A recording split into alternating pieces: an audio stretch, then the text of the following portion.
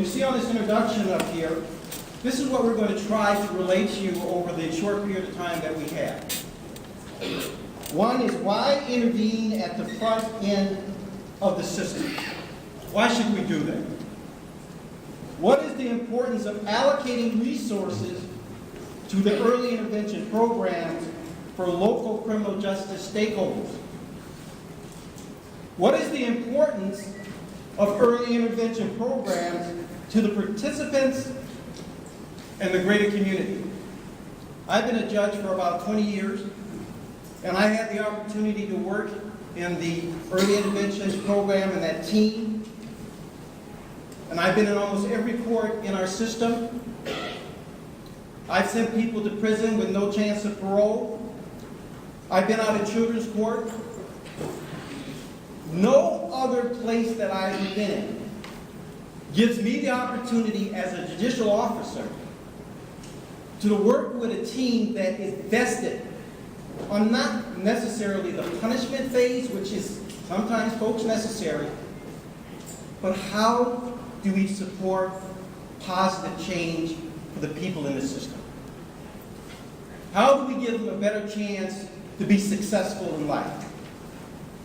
And I want to tell you, the biggest ingredient is the collaboration of all our system partners to affect better outcomes. The overview: the Wisconsin court system, state and local decision points, risk and needs, responsivity. That's a deep dive, folks, but we're going to try to give you some basic information on that. The EI program, demographic and outcome snapshot, success, areas for improvement, and future goals. So let's look at this Wisconsin court system, and we're looking pretty much a snapshot of the bigger system, but also Milwaukee County. And Milwaukee County is the largest jurisdiction in the state. We have 47 circuit court judges. There are 249 statewide. We have 22 court commissioners, 5 divisions, where we try to support the criminal justice system, civil, juvenile, over 300 employees. And it's a combination of state and county funding. And you see the flow chart. They're always good to look at, a little confusing, but you need to look at them anyway. So we're going to get right into our presentations, and I have an esteemed group of collaborative partners who are going to present with me. And the first I'm going to call up, very integral to our system, is Patrick Roberts. Mr. Roberts is a program director with Justice Point. He is tasked with the oversight of the supervisory staff, case management, justice system programming for a bulk of the early intervention programs, and that will be touching during our presentation today. So Patrick. So I'm going to try to go through these pretty quick. I normally do really long presentations on some of this stuff, but we only have about 45 minutes total. So I just want to briefly talk about a component of how our evidence-based practice, as it relates to the criminal justice population that we work with, is integrated into our Milwaukee County Early Interventions programs. In short, this is called R&R, or the Risk, Needs, and Responsivity Principle. The risk principle states that recidivism can be reduced if the level of treatment services provided to the individual is proportional to their risk to reoffend. It's a two-part principle, and part one is the level of treatment, and part two is the risk to reoffend. So we use an actuarial risk assessment tool to differentiate low-risk individuals from those that are moderate risk and those that are higher risk. And then we match them with our EI programs that we offer that can give them the most appropriate level of programming and treatment that we have. The needs principle then calls on us to focus our correctional treatment on criminogenic needs identified through that risk assessment. These needs are considered dynamic needs, as they can change over time and through our interventions. There are 8 central needs that our moderate and high-risk programs focus on. The first one is antisocial cognition, which is someone's attitudes and beliefs. The second is antisocial personality or temperament, which is their coping and problem-solving skills. The third one is antisocial associate, so that's the peers that they hang out with. Then family and marital. Then we have substance abuse, employment, education, and then their leisure and recreation time. And then lastly on here we have the responsivity principle. This principle has two components. So the first component is general responsivity, and this tells us that cognitive social learning interventions are the most effective way to teach people new behaviors. And it doesn't matter what type of behavior that is. So there are two principles in the general responsivity. The first one is the relationship principle, which means that we try to establish a warm, respectful, and collaborative working relationship with the client we're serving. Then the second one is the structure principle, and that is influencing the direction of change towards pro-social through modeling, reinforcement, and problem solving. And then the second component of responsivity is called specific responsivity. This calls for treatment interventions to consider personal strengths and socio-biological personality factors. These items can facilitate or hinder that individual's treatment progress. So a big thing with this principle that we try to adhere to is the fact that when we deal with individuals that have debilitating anxiety or mental health problems, in order to free that individual to address those 8 criminogenic needs, we have to work on those responsivity issues right up front. So mental health is considered a responsivity issue, housing is considered a responsivity issue. Women with children that can't find care, that's another responsivity issue. And in order for us to work on those 8 core things, we have to try to solve those problems right up front.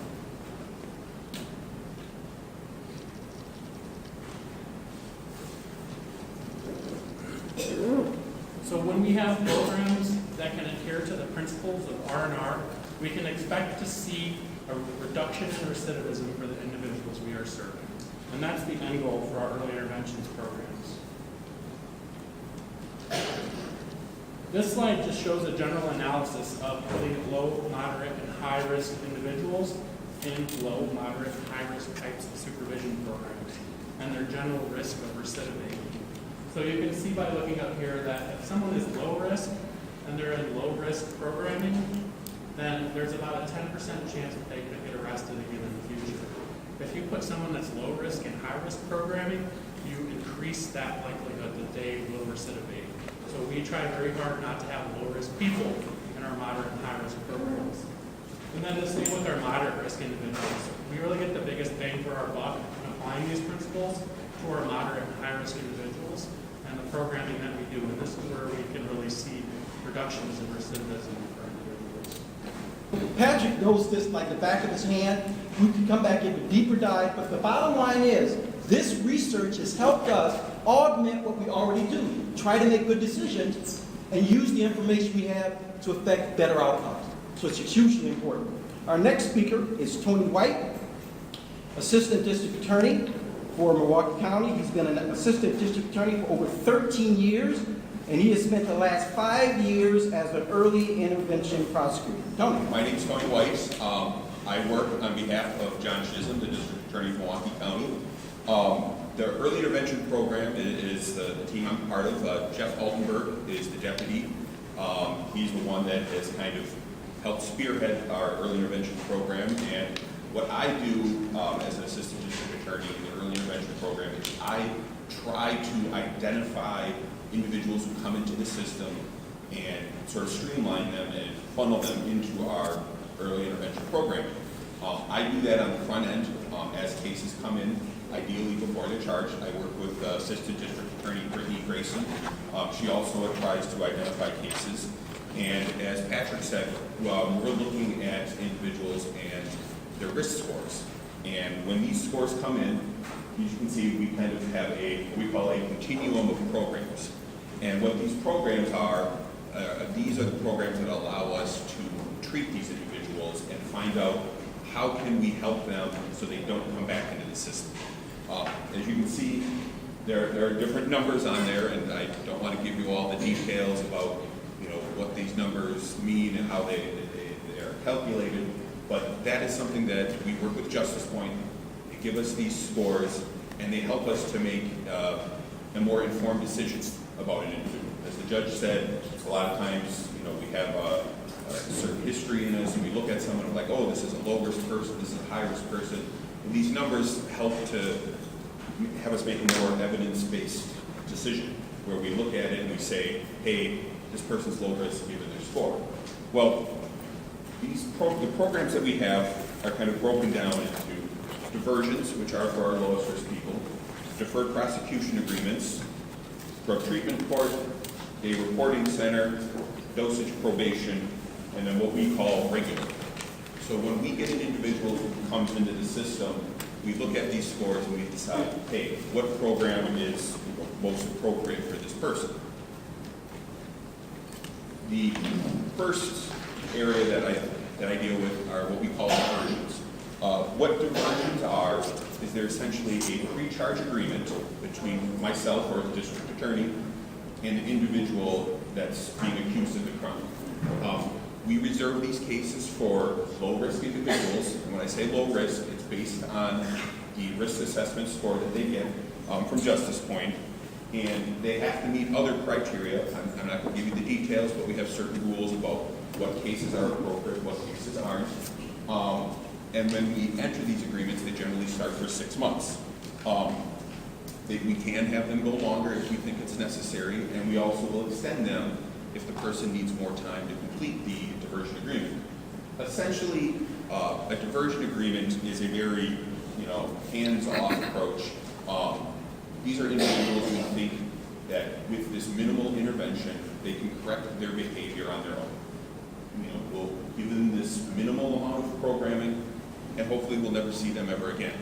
What we try to do with diversion agreements is we want to hold the offender accountable for what brought him into the system.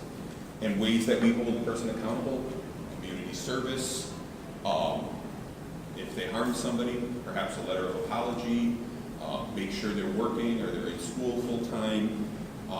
If they cause damage, let's say you have a young kid who came in and broke a window at a local store, well, he should pay for that window. So restitution is another important aspect of our diversion agreements. With these individuals, we work with them. Justice Point gets involved and they keep an eye on them. And then what we do is we meet at the end of these agreements and say, hey, has the person done what they promised? If they've done it, the case is closed. It's never charged. If they fail to complete it, then we talk, and if we think that they didn't live up to the terms of the agreement, then they get charged criminally. So that's what we reserve for our low-risk offenders. When we move up the continuum of care, the next agreements that we work with are called deferred prosecution agreements. The big difference between diversions and deferred prosecution agreements are deferred prosecution agreements happen after the case is charged. So this will be a case, defendant gets charged, let's say, we'll go back to the person who broke the store window, he's charged with criminal damage to property. We charge him, he goes in front of Judge Ashley, he pleads guilty to the offense, and then he enters the contract. The judge doesn't enter the judgment of conviction, it stays open, and then this contract, our agreement, starts. These agreements last roughly 6 to 9 months. We can extend them if need be. The key difference between a diversion and a deferred prosecution agreement is, one, the risk score. These are people who aren't low risk, they're moderate or higher, and these individuals, they need to have their behavior corrected, changed. They've got other underlying problems that we don't think they can self-correct. What do we see often with a case like this? Somebody who has a substance abuse issue. That's probably one of our biggest ones. And that's when we work with different agencies, like Justice Point, Benedict Center, Day Reporting Center, where they will work with these individuals to get them hooked up with the services in the community and the drug treatment that they need.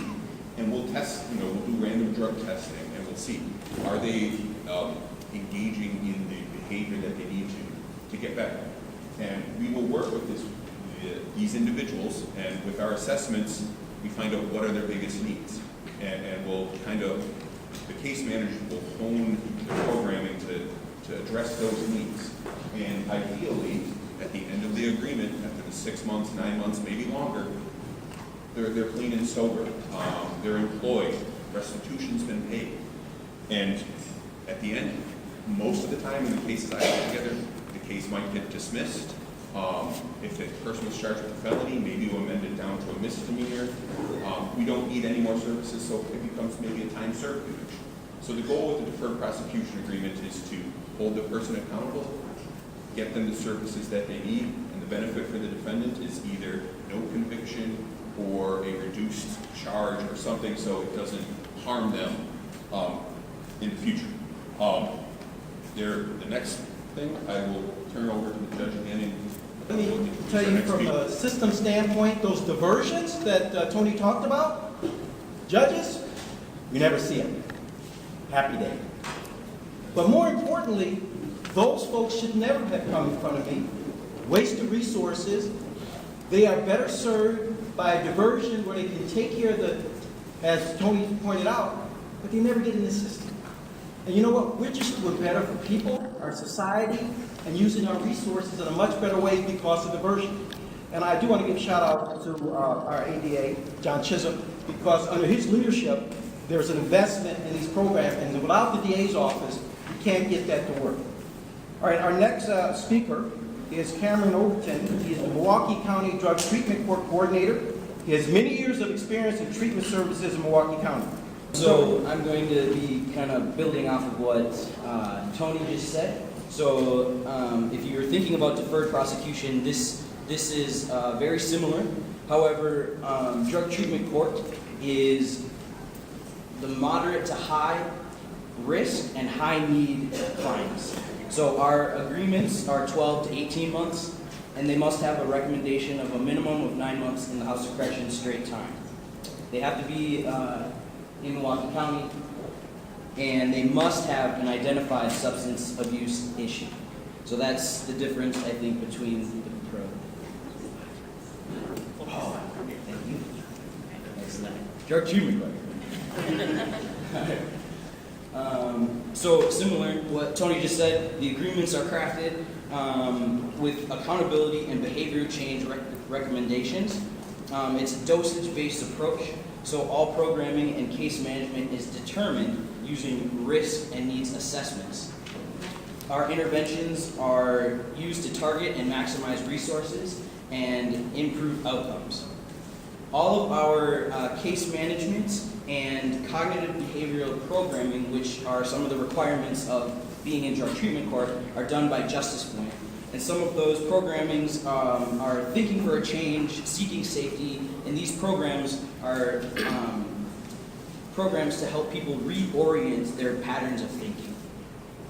Clients also receive a recovery support coordinator through Behavioral Health Division, Milwaukee County, and those recovery support services help walk them through what they might help for their treatment. So oftentimes people are coming in saying, where do I go for treatment? How do I even start? Well, that recovery support coordinator is somebody who's able to walk them through that process, get them an assessment that gets them into the right level of care, because we want people in the right level of care at the exact right time. And that's what we attempt to do in collaboration with Milwaukee County Behavioral Health Division.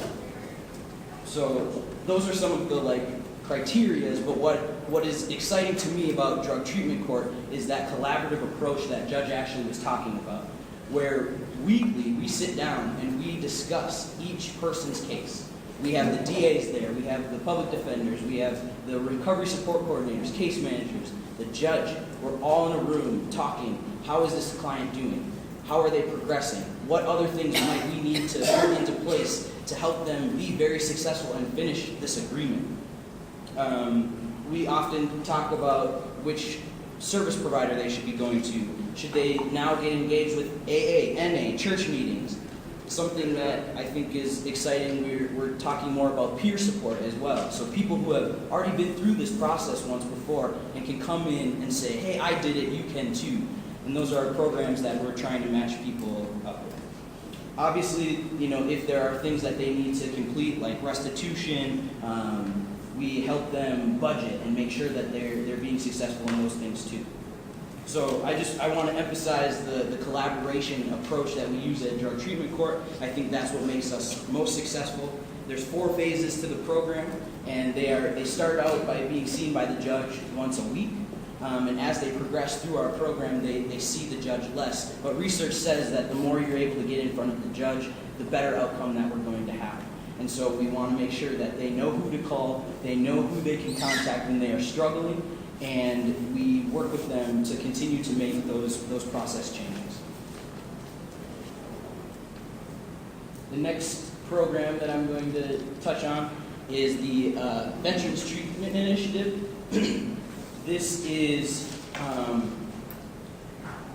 another program that we have that, as you've heard, the kind of the continuum of care, they can have either pre or post-charge agreements. They can be in diversion, DPA, and the DTC. All of those tracks are used. These clients range from low to high risk, and the Center for Veterans Issues and Veterans Administration are the primary service providers for this program. Again, though, it's that collaborative approach where people are sitting down weekly talking about how these clients are doing and how they're progressing and how we can continue to do better for them as we go on. So there have been over 250 veterans have been serviced and linked with services, and the program has a 77% graduation rate. For drug treatment court, since 2017, there's been 196 who have entered into drug treatment court. 73% have been male, 27% have been female, 30% have been black, 59% Caucasian, 8% Hispanic, and 3% had another race identified. We've had 121 agreements closed from supervision. 48% of the charges were dismissed or reduced, which means that we've saved 943 prison bed days and 3,090 jail bed days. I just want to come back and talk to you about the collaboration. Drug Treatment Court, Veterans Initiative, which is raising Veterans Court. I got folks, you understand that we meet back in my jury room. We got like 12 people around the table.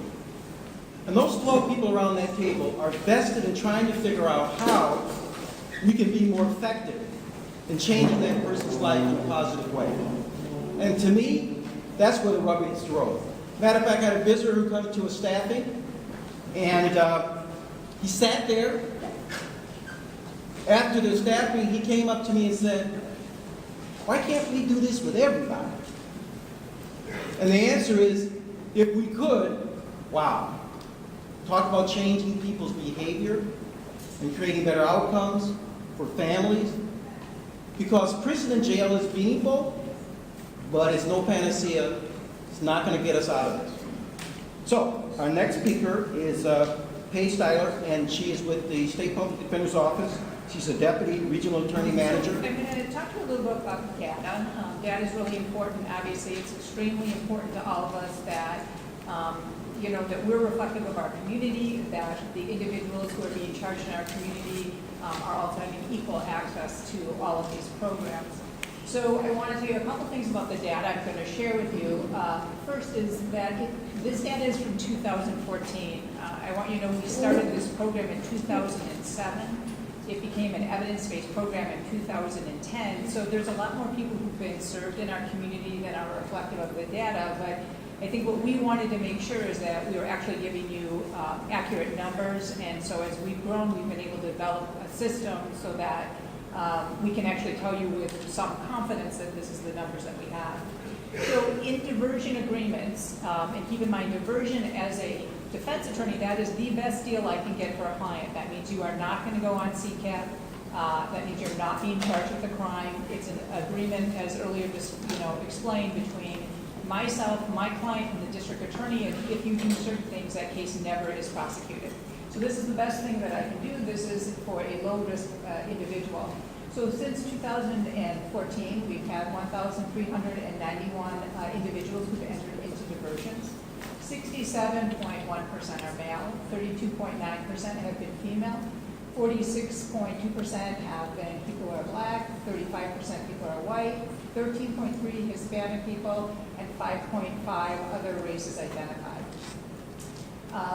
When you see the number of how many cases have closed, you see 1,253. You might be wondering, why is that different than the 1391, and the reason is some cases are still pending, they're still open. So what we've been able to figure out is that 81.6% of the individuals who entered diversions were successful. They were never charged. So if you think about it, I would put those numbers up against any program that you could find, frankly, in the country. That means over 8 out of 10 people, 8 out of 10 people are successfully completing and they're not being prosecuted. We've calculated that it's also saved us 64,775 jail beds saved. And you may wonder, so how do we come up with that number? So in every agreement, it's written in by the DA we're negotiating with, what is essentially, if this person fails this agreement, what are you likely to recommend in court and charge? And so that's where the number is coming from.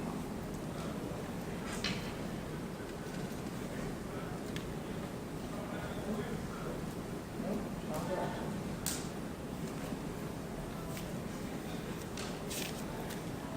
Okay, so deferred prosecution agreements. So this is for your, as we said earlier, our moderate level individuals, people who we need to do some type of actual intervention. In other words, they're likely to come back to us, and we don't want that to happen. So again, since 2014, we've had 1,453 people who've entered deferred prosecution agreements. 66.6% have been male, 33.4% female, 35% have been black, 51.5 white, 9.4 Hispanic, 3.6 other race identified. Of those agreements, we have had 1,314 are closed, and again, the difference is people who are still working through their agreements. 71.6% have successfully completed their agreements. Sometimes, most of the time, those cases are dismissed. I would say the vast majority. But there are some cases in which may start at a felony level, and what the agreement is to reduce it to a misdemeanor. So that's why you see the 71.6% are either dismissed or reduced. We've calculated that that has saved us 6,110 prison bed days saved and 107,925 jail bed days saved. So again, I would just take into consideration that we actually started this program again in 2007, so we've actually served a lot more individuals, but we're confident that this is the correct data, and we want to make sure that you all can see it. I want to just add, and then I will let my time go here, is that, you know, particularly the issue of race is of utmost concern to us, and we meet on a monthly basis. And the reason that having accurate data is important to us is we want to figure out if we're not doing well, why we're not doing well. And we may not always agree. We may be collaborative, but we all speak our minds about what it is that we think is going on. But I think we have to be transparent, and we have to always be honest about what's going on. I think it's the only way to make sure our community gets healthier. I have to tell you, and it makes me bristle, when people talk about soft on crime, and that our programming is somehow easy or, you know, just breeze through. These programs are extraordinarily difficult. You're talking about people who have mental health issues, substance abuse issues long-term, trauma, and we're trying to turn that battleship. It's not easy. And so when people successfully complete, it's a huge accomplishment, not only for them, but their families. And I'll tell you, there's nothing more gratifying to me than to be at a graduation when you see how that one person, the domino effect on the positive, as opposed to when we send people to prison, you're doing the exact opposite. You're taking away from that family structure, the ability to support each other. There's a lot positive going on. I'm going to bring up one of our system collaborators, Megan Wen. She currently serves as Community Justice Director at the Benedict Center. She has been involved in various capacities in the Early Intervention Program since 2008. Before I found on my slide, I want to just point out the little asterisk at the top that these numbers are represented as justice supervised by a justice point only. So just so you're aware, there are other community-based organizations that monitor some of these agreements. The Benedict Center in particular monitors deferred prosecution and diversion agreements for women, and Milwaukee County Diversion Center also monitors agreements as well. So I'm going to talk about a little bit about success. So these numbers are actually compiled by the Public Defender's Office. So it's important to note that there are clients who are not eligible for public defender representation, and so these are pretty conservative estimates about the number of community service hours completed and also the amount of restitution paid. And it's important to note that the restitution figure is relative to indigent clients as well. So since 2014, roughly 5,000 hours of community services completed per year. This is important because not only are people giving back to the community, but also, I know in particular, having supervised clients in the past, it's a good opportunity for people to try things out, figure out an issue that they might be interested in. Also for people with limited work experience, maybe to be developing professional relationships and possibly being able to get references or, help towards future employment. To date, $630,509 have been collected in restitution by the Public Defender's Office alone. And again, that doesn't include any clients who are eligible for private representation. In addition to that, people are avoiding collateral consequences of a criminal conviction. So we're talking about access to housing, jobs, certain professional licenses you may not be able to get. There are, I think, 465 collateral consequences just in the state of Wisconsin alone. So I'm not going to bore you with all of them, but this is important for people to be able to move on with their lives and resolve these cases without having one incident sort of follow them forever.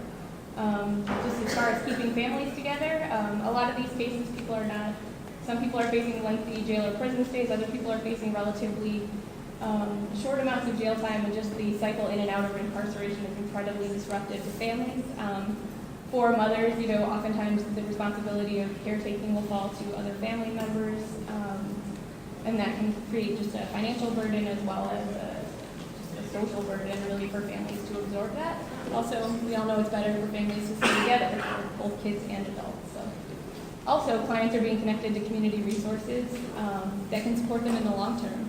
A lot of people are working, they're only given 6 to 9 months really to work on mental health conditions, substance use as part of these agreements. They certainly can be extended, but a lot of issues that brought people into the system are a lot more long-standing than whatever happened that day that resulted in the case, and it's going to take more than 6 to 9 months oftentimes to resolve some of those issues, especially in a mental health realm. And so if people can stay in the community, get connected to resources that will benefit them, they have the potential to continue with those resources beyond the length of their agreement, and also to know where they can turn in the community for support even after their cases are resolved. So those are some of the benefits of participating in these agreements.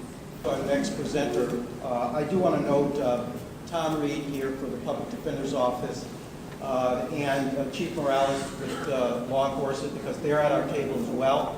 And Neil Thorson through probation, they're also involved with our Veterans Code. This collaboration goes up and down, from the leadership down to the individuals who meet. And it's with this collaboration we're able to have this program. What we also need is community support.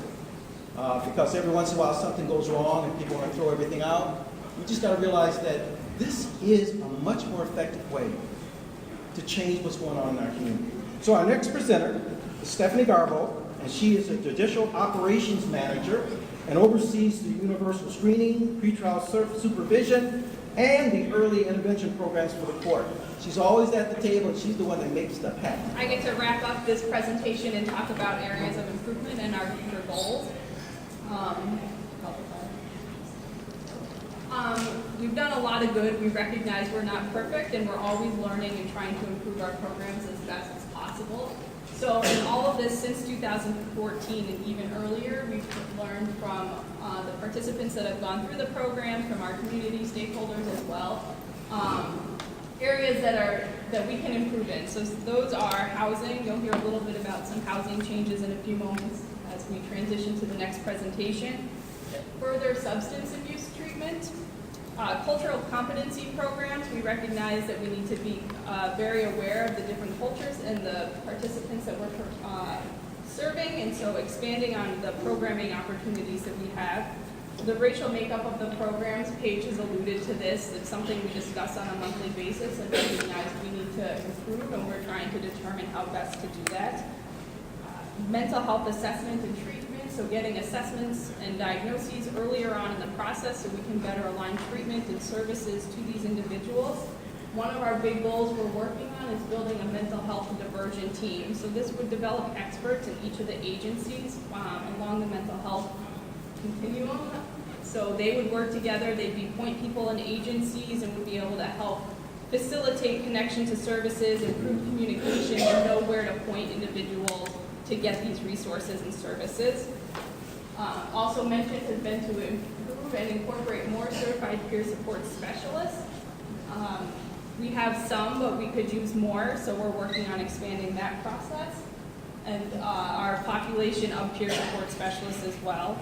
The other thing that we're working on is ensuring quicker connections to services and treatment. We recognize that if there's a lag in the connection time, that doesn't bode well for the participants. And so the faster we can make connections and get them into treatment and services, the better off they're going to be for the program. It also starts their program participation faster, and we can keep everyone moving and serve more people as well.